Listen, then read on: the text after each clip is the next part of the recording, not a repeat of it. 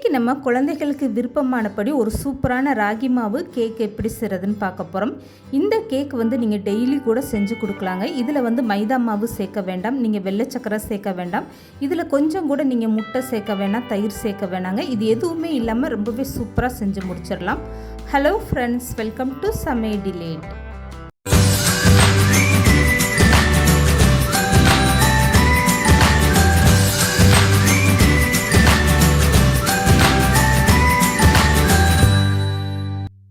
இப்போ இந்த கேக்கு செய்கிறதுக்காக ஒரு கப் அளவுக்கு ராகி மாவு எடுத்துக்கோங்க. இதை ஒரு பவுலில் சேர்த்துக்கோங்க. இப்போ எந்த கப்பில் நீங்கள் ஒரு கப் அளவுக்கு ராகி மாவு அளந்து எடுத்தீங்களோ அதிலே ஒரு கப் அளவுக்கு நாட்டு சக்கரை சேர்த்துக்கோங்க. இதில் 4 ஸ்பூன் அளவுக்கு சமையல் எண்ணெய் சேர்த்துக்கோங்க. இப்போ இது கூடவே 1/4 கப் அளவுக்கு காய்ச்சி ஆற வச்ச பால் எடுத்துக்கோங்க. அப்படி இல்லைன்னா பச்சை பால் இருந்தால் நீங்கள் அதை கூட சேர்த்துக்கோங்க. நான் 1 கப் அளவுக்கு பால் எடுத்திருக்கேன். எனக்கு அவ்வளோ பாலுமே தேவைப்படலை. 1/4 கப் அளவுக்கு தான் நான் பால் சேர்த்துருக்கேன். இப்போ இந்த பால் சேர்த்ததுக்கப்புறமா ஒரு விஸ்கோ இல்லை கரண்டியை வச்சு இந்த மாதிரி ஒரே பக்கமாக நீங்கள் நல்லா கலந்து கொடுங்க. இந்த கேக்கு செய்கிறதுக்கு 1 கப்பு மாவுனா 1 கப் அளவுக்கு நாட்டு சக்கரை நான் எடுத்திருக்கேன். உங்களுக்கு இனிப்பு கொஞ்சம் கம்மியாக வேணும்னா நீங்கள் 3/4 கப் அளவுக்கு சேர்த்துக்கோங்க. இது கரெக்டான அளவாக இருக்கும். இப்போது பால் சேர்த்து இந்த மாவை நல்லா கலந்து கொடுத்ததுக்கப்புறம் ஒரு 5 ரூபா பூஸ்ட் பாக்கெட் எடுத்துக்கோங்க. இதை கட் பண்ணிவிட்டு இந்த பூஸ்ட் அப்படியே சேர்த்துக்கோங்க.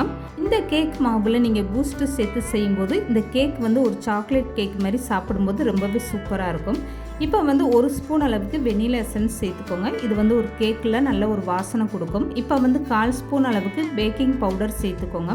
உங்ககிட்ட பேக்கிங் பவுடர் இல்லைன்னா நீங்கள் 1/4 ஸ்பூனுக்கும் கொஞ்சம் குறைவான ஆப்ப சோடா சேர்த்துட்டு மாவை இந்த மாதிரி ஒரே பக்கமாக கலந்து கொடுங்க. இந்த கேக்கு மாவில் சேர்த்துருந்த நாட்டு சர்க்கரையெல்லாம் நல்லா கரைஞ்சி வரணும். அது வரைக்கும் இந்த மாதிரி ஒரு கரண்டியோ இல்லை விஸ்கோ வச்சு நல்லா ஒரே பக்கமாக இந்த மாதிரி கலந்து கொடுங்க. இப்போ கேக்குக்கான மாவு ரொம்பவே சூப்பராக ரெடி ஆகிடுச்சு பாருங்கள். கரண்டியில் நீங்கள் மாவு எடுத்து பார்த்தீங்கன்னா மாவு இந்த அளவுக்கு நல்லா கெட்டியாக இருக்கணும். இப்போ இது கூடவே 10லேருந்து 15 முந்திரி பருப்பு ஒன்றும் பாதியமாக உடச்சிட்டு அந்த முந்திரி பருப்பை அப்படியே சேர்த்துட்டு இந்த மாதிரி மாவில் நல்லா கலந்து கொடுங்க. இந்த முந்திரி பருப்பு சேர்க்கும் போது கேக்கு சாப்பிடல அங்கங்கே இந்த முந்திரி பருப்பு கடிப்படும் போது ரொம்பவே நல்ல டேஸ்ட்டாக இருக்கும். இப்போ ரொம்பவே சூப்பராக கேக்குக்கான மாவு ரெடி ஆயிடுச்சு. இதை வேக வச்சு எடுக்கிறதுக்காக இந்த மாதிரி கேக்கு டின்னு எடுத்துக்கோங்க. அப்படி இல்லைன்னா வீட்டில் இருக்கக்கூடிய டிஃபன் பாக்ஸு இந்த மாதிரி எதுனாலும் எடுத்துக்கோங்க. இதில் பட்டர் சீட்டு விரிச்சிட்டு அதில் லேசாக சுற்றிலும் எண்ணெய் அப்ளை பண்ணி எடுத்துக்கோங்க. இப்போ தயார் பண்ணி வச்சுருக்க இந்த கேக்கு மாவை அப்படியே சேர்த்துக்கோங்க. எந்த ஒரு கேக்கும் வேக வைக்கும்போது அந்த பாத்திரத்தோட முழுவதுமே நீங்கள் கேக்கு மாவு சேர்க்கக்கூடாது. பாத்திரத்தோட பாதி அளவு மட்டும் நீங்கள் மாவு சேர்த்துக்கோங்க. அப்போ தான் கேக்கு வெந்து வரும்போது உங்களுக்கு அந்த மாவு வெளியில் வராமல் அந்த பாத்திரத்தோட விளிம்பு வரைக்கும் கரெக்டாக உங்களுக்கு வெந்து வரும்.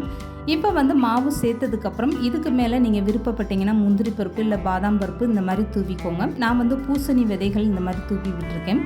இது கேக்கு வெந்து வரும்போது பார்க்குறதுக்கு ரொம்ப அழகாக இருக்கும். அதோட சாப்பிடும் போதுமே நல்ல அருமையான டேஸ்ட்டாக இருக்கும். இப்போ கேக்கு மாவு ரொம்பவே சூப்பராக தயார் பண்ணி எடுத்து வச்சாச்சு. இதை வேக வைக்கிறதுக்காக நீங்கள் இந்த மாவெல்லாம் செட் பண்ணுறதுக்கு முன்னாடியே எந்த பாத்திரத்தில் நீங்கள் கேக்கு வேக வைக்க போகிறீங்களோ அந்த பாத்திரத்தை நல்லா சூடு பண்ணிக்கோங்க. ஸ்டவ்வை மீடியமாக வச்சுட்டு இதுக்குள்ளே ஒரு ஸ்டாண்டோ இல்லை கிண்ணமோ வச்சுட்டு நீங்கள் அப்படியே இந்த பாத்திரத்தை மூடி ஒரு 10 நிமிஷம் நல்லா சூடு பண்ணிக்கோங்க. 10 நிமிஷம் நல்லா சூடானதுக்கப்புறம் இந்த கேக்கு மாவை உள்ளே வச்சுருங்க. இதுக்கப்புறமா மூடி போட்டு ஸ்டவ்வை கம்ப்ளீட்டாக குறைச்சிருங்க.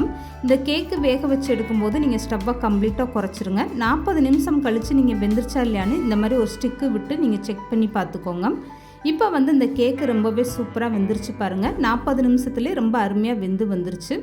இதுக்கப்புறமா நீங்கள் இந்த கேக்கை அப்படியே வெளியே எடுத்து வச்சுருங்க. நல்லா ஆறட்டும். சூடோடு இருக்கும்போது நீங்கள் எடுக்க ட்ரை பண்ணக்கூடாது. இந்த கேக்கு குறைஞ்சது ஒரு 5 நிமிஷம்னாலும் நல்லா ஆற வச்சுருங்க. கேக்கு சூடாக இருக்கும்போதே நீங்கள் எடுக்க ட்ரை பண்ணிங்கன்னா அந்த கேக் உங்களுக்கு முழுசாக வராது, பிஞ்சு பிஞ்சு போய் வந்துடும். அதனால் ஒரு 5 நிமிஷம் நல்லா ஆற வச்சுருங்க. இப்போ 5 நிமிஷத்துக்கு அப்புறம் நீங்கள் கையில் தொட்டு பார்த்தீங்கன்னா லேசாக பொறுக்கிற சூடாக இருக்கும். இந்த டயத்தில் கத்தி வச்சுட்டு இந்த ஓரங்களை இந்த மாதிரி லேசாக எடுத்து விட்டுருங்க. இதுக்கப்புறம் உங்களுக்கு கேக் எடுக்க ரொம்பவே ஈஸியாக அழகாக வந்துடும். இந்த கேக்கு நீங்கள் 5 நிமிஷம் நல்லா ஆற வைக்கும்போது இந்த பாத்திரத்தோடு ஒட்டாமல் கேக்கு தனியாக உங்களுக்கு கலண்டு இந்த மாதிரி வர ஆரம்பிச்சிடும். ஆனாலும் நீங்கள் இந்த மாதிரி ஒரு கத்தி வச்சு சுற்றி எடுத்து விட்டு எடுத்தீங்கன்னா உங்களுக்கு கொஞ்சம் கூட இந்த கேக்கு பிஞ்சு போகாமல் பாத்திரத்தில் ஒட்டாமல் ரொம்பவே சூப்பராக எடுக்க வந்துடும். இப்போ வந்து இந்த கேக்கை அப்படியே ஒரு அகலமான தட்டில் இந்த மாதிரி கவுத்தி விட்டுருங்க. இப்போ மேலே வந்து கை வச்சு இந்த மாதிரி ஒரு 2 டைம் தட்டி விட்டிங்கன்னா போதும். ரொம்பவே சூப்பராக இந்த கேக் வந்துருச்சு பாருங்கள். பாத்திரத்தில் ஒட்டாமல் ரொம்பவே அழகாக வந்துருச்சு. இப்போ இதுக்கு மேலே விரிச்சிருக்க இந்த பட்டர் சீட்டை அப்படியே லேசாக எடுத்துருங்க. இந்த மாதிரி ஒரு ஹெல்த்தியான ராகி மாவு கேக்கு நீங்கள் குழந்தைங்க கேட்டாங்கன்னா டெய்லி கூட செஞ்சு கொடுக்கலாங்க. இதில் வந்து வெள்ளை சக்கரை எதுவுமே சேர்க்கல. ரொம்ப ஹெல்த்தியான ஒரு கேக்காக இருக்கும். நீங்கள் ஸ்கூல் விட்டு வர குழந்தைங்க ஸ்நாக்ஸ் கேட்டாங்கன்னா இந்த மாதிரி நீங்கள் ஒரு கேக்கு செஞ்சு கொடுங்க. அவ்வளோ ஆசையாக விரும்பி சாப்பிடுவாங்க. இப்போ வந்து இந்த கேக்கு உங்களுக்கு விருப்பமானபடி நீங்கள் பீஸ் போட்டு எடுத்து வச்சுக்கோங்க. அவ்வளோதாங்க. பார்க்குறதுக்கே எவ்வளோ ஒரு சூப்பராக இருக்குது பாருங்கள். கத்தியை வச்சு கட் பண்ணும்போது இந்த கேக்கு அவ்வளோ ஒரு சாஃப்டாக வந்திருக்கு. இந்த கேக்கில் எப்போவும் சேர்க்கக்கூடிய வெள்ளை சக்கரை சேர்க்கல, நாட்டு சக்கரை சேர்த்து தான் செஞ்சுருக்கோம். இது கூடவே பூஸ்டெல்லாம் சேர்த்து செஞ்சுருக்கிறதுனால இந்த கேக்கோட டேஸ்ட்டு அவ்வளோ ஒரு அருமையான டேஸ்ட்டாக இருந்துச்சு. இந்த மாதிரி ஒரு டேஸ்ட்டில் உங்களுக்கு எந்த கடையிலுமே கேக்கு கிடைக்காது. கண்டிப்பாக நீங்கள் இந்த ராகி மாவு கேக்கை வீட்டில் ட்ரை பண்ணி பார்த்துட்டு எப்படி இருந்துச்சுன்னு சொல்லுங்கள். இந்த மாதிரி கேக்கு நீங்கள் குழந்தைகளுக்கு எப்போ கேட்டாலுமே செஞ்சு கொடுக்கலாங்க. அவ்வளோ ஒரு அருமையான டேஸ்ட்டாக இருக்கும். இப்போ இந்த கேக்கு நான் ஒன்று கையில் எடுத்துகிட்டு இதை பிச்சு கட்டுறேன் பாருங்கள். எந்த அளவுக்கு இந்த கேக் வந்து நல்லா சாஃப்டாக ரொம்பவே சூப்பராக இருக்குன்னு பாருங்கள். இதை பிக்கும் போதே அவ்வளோ ஒரு சாஃப்டாக அப்படியே சாக்லேட் கேக்கு மாதிரி ரொம்பவே சூப்பராக இருக்குது. சாப்பிட்றதுக்குமே நீங்கள் கண்டிப்பாக ட்ரை பண்ணி பாருங்கள். இந்த வீடியோ பிடிச்சிருந்தா லைக் பண்ணுங்கள், ஷேர் பண்ணுங்கள். மறக்காமல் சமையல் டிலேட் சேனலை சப்ஸ்கிரைப் பண்ணுங்கள்.